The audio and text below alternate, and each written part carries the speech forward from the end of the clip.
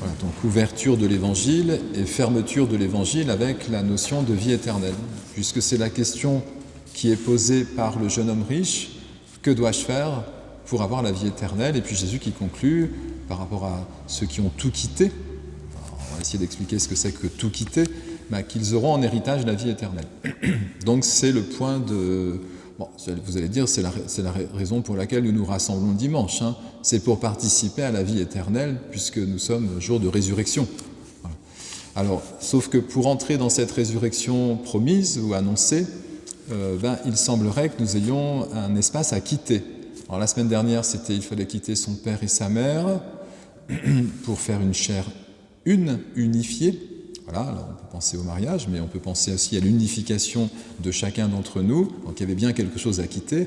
Et puis aujourd'hui, ce jeune homme riche est invité aussi à quitter peut-être une satisfaction qu'il a de lui-même à travers le fait qu'il a observé les commandements. Et Jésus reconnaît l'honnêteté de cet homme. Il a mis en œuvre toute la morale juive de l'époque, qui pourrait être la morale chrétienne aujourd'hui, les commandements, mettre en œuvre les commandements, mais ça ne suffit pas.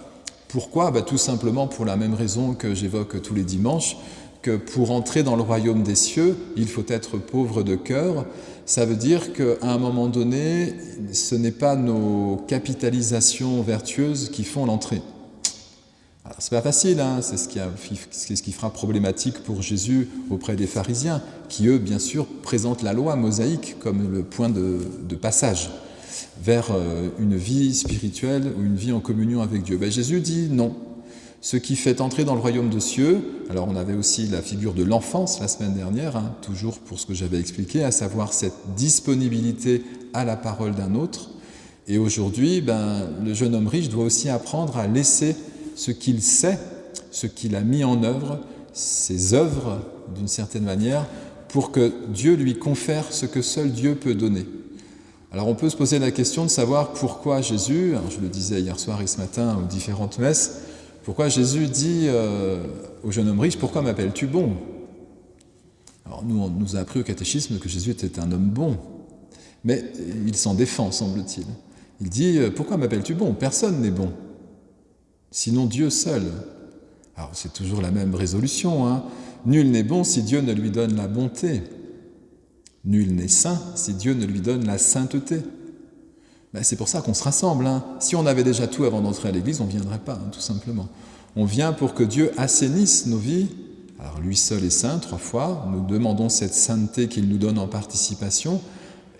Et nous demandons la sagesse, comme je l'ai dit au début, et c'est bien ce qu'a demandé aussi donc l'auteur du livre de la sagesse. « J'ai prié, j'ai supplié, et l'esprit de la sagesse est venu en moi. » C'est ça le secret de la vie chrétienne.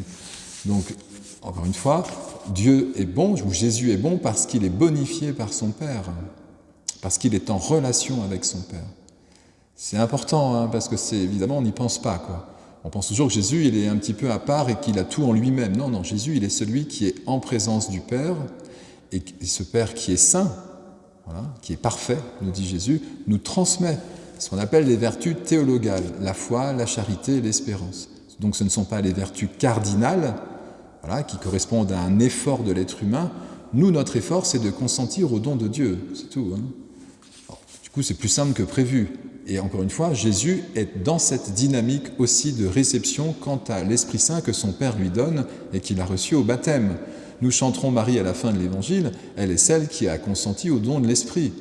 On ne va pas faire mieux, puisque c'est le chemin que Jésus propose. Donc, ces jeunes hommes riches partent finalement attristés parce qu'il n'arrive pas à lâcher prise. Alors, ça peut arriver dans la vie, puis il a sa propre histoire, mais Jésus insiste, comme il est difficile à un riche d'entrer dans le royaume des cieux. Alors on peut penser aux richesses matérielles, mais bien sûr il s'agit de cette richesse qui fait que nous ne laissons pas un autre nous aimer. Pourtant, comme me disait Guylaine hier, mais Jésus l'aima, oui, bien sûr. Quand vous êtes face à quelqu'un qui est dans une problématique de repli sur lui-même, soit vous lui dites, repli, donc pas de connexion, soit au contraire, vous tournez vers lui pour qu'il puisse se sentir aimé et rejoindre par un autre. C'est le ministère de Jésus qui est là. Mais Jésus aime cet homme parce qu'il est aimé du Père. Voilà. C'est toujours la même chanson, j'allais dire. Jésus est aimé du Père, il a ce regard d'amour, même sur les pharisiens, d'une certaine manière, quand il leur fait des reproches, pour les inviter à la conversion. Et la conversion sera toujours un consentement à ce que Dieu peut seul nous donner. Donc les disciples ont raison. Mais qui va être sauvé? On est tous encombrés. Alors, pas forcément de richesse matérielle, mais un peu d'orgueil, un peu de, les choses de la vie humaine, nos états d'âme, comme je dis souvent. Et les disciples ont bien pris conscience qu'à 2 reprises, ils disent « mais on ne va pas s'en sortir ». Et Jésus leur dit « bien sûr, parce que c'est impossible aux hommes ». Eh bien oui, puisque c'est un don de Dieu. Pour Dieu, tout est possible, pas pour vous. Et ils vont apprendre ce langage peu à peu que Jésus met en pratique dans sa relation au Père, à savoir qu'il va se retrouver devant un impossible humain au moment de sa passion. Et il laisse son Père le conduire au-delà du tombeau. Mais les disciples doivent apprendre cela, c'est pas facile. Donc Jésus fixe les limites, et le jeune homme riche en a montré plusieurs qui nous rejoignent. Les disciples affichent leurs limites, et puis comme je l'ai dit hier soir, souvenez-vous que c'est ce qui s'est passé aussi pour Marie à l'Annonciation. Quand l'ange lui promet une naissance divine, et qu'elle dit la difficulté que ces choses-là s'opèrent vu qu'elle ne connaît pas d'homme, elle demande un signe, et l'ange lui répond « Ta cousine Élisabeth est enceinte de 6 mois, elle qui était stérile et était à un âge où on ne peut plus avoir d'enfant, car rien n'est impossible à Dieu. » Fini l'Évangile. Toute la Bible, on ne va pas tout développer, mais toutes les femmes, je l'ai déjà dit aussi dans cette assemblée, je crois, en d'autres temps, toutes les femmes des patriarches, donc Abraham, Isaac, Jacob, sont stériles. Les 3. Donc si Dieu a choisi 3 femmes stériles, on pourrait dire, quand même, voilà, il aurait pu faire un choix un peu plus fécond. Et non, il a présenté pour l'histoire du salut un impossible humain pour que nous puissions comprendre que Dieu intervient dans cet impossible. Car pour Dieu, tout est possible. Voilà, je crois que c'est ce que les textes nous redisent de dimanche en dimanche. Aujourd'hui, c'est la figure du jeune homme riche. On ne va pas tous devenir des moines et des moniales. Voilà. Parce que vous savez que c'était l'Évangile qui mettra en route, vous ne savez pas, saint Antoine le Grand, donc le père des moines. Il entend cette parole et lui, il la met en pratique, au sens littéral. Il avait déjà perdu ses parents, mais il met sa sœur au couvent, je ne sais plus trop, j'espère pas, avec son consentement quand même. Donc elle s'appelle... comment s'appelle sa sœur? Scolastique. Voilà, Scolastique. Et donc, il entre dans la vie religieuse et la vie érémitique. Mais tous, on est concernés. Alors évidemment, Jésus promet, quand nous laissons Dieu enrichir nos vies, lorsqu'il nous transfère sa sagesse, quel en est le fruit?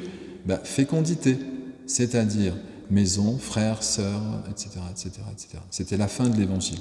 Et dans le livre de la sagesse, celui qui est devenu sage par le don de Dieu le dit bien, tous les biens me sont venus avec elle, et par ses mains une richesse incalculable, parce que sa clarté ne s'éteint pas. Et là, on parle de vie éternelle. J'ai baptisé un enfant hier, et vous savez bien que le rituel du baptême dit que l'enfant devient lumineux à travers le rite d'appauvrissement, qui est une mort pour avoir part à la résurrection. En plus, c'est le texte qu'ils ont choisi pour accompagner le sacrement. Voilà, nous avons part à la passion du Christ, nous entrons dans sa mort pour aussi participer à sa propre vie qui est vie éternelle. Mais il a bien fallu, la mort en question, c'est bien la pauvreté dont Jésus souligne l'importance dans l'Évangile. Voilà. Alors donc, mais je voulais dire quelque chose que j'ai peut-être perdu juste avant. L'essentiel, vous l'avez compris. C'est ça. Tout nous est donné en fécondité, à condition, donc la vraie fécondité spirituelle dépend d'une stérilité première, donc un impossible humain. Et on peut bien remarquer que si nous devons perdre, nul n'aura quitté un père, une mère, on ne va pas quitter nos familles. Simplement, la relation avec eux est en Dieu. C'est ce qui fait le baptême, tout simplement. On peut s'approprier son enfant ou le présenter à Dieu. C'est une vraie démarche de conversion et de pauvreté, mais qui fait que l'enfant, du coup, se transforme. Il y a une fécondité, cette lumière se diffuse à travers vous. Alors on peut dire, oui, si dès maintenant, dit Jésus, vous aurez maison, sœur, frère, père, mère, etc. De quelle maison s'agit-il? C'est l'Église. On est dans la même maison. Nous vivons dans une maison commune. Et puis la famille dont il est question, c'est celle dans laquelle est entré Naël hier, c'est la famille des chrétiens. La communauté se construit parce que tous nous avons vécu cette pauvreté de laisser Dieu nous transformer dans l'Esprit Saint, et ce qui a fait de nous un fils et une fille de Dieu. Voilà, donc que cette sagesse qui n'est pas stockable, vous le savez, soit toujours celle à laquelle nous puisons, comme les lectures nous l'ont proposé aujourd'hui, parce que c'est le chemin de la vie et de la vie éternelle.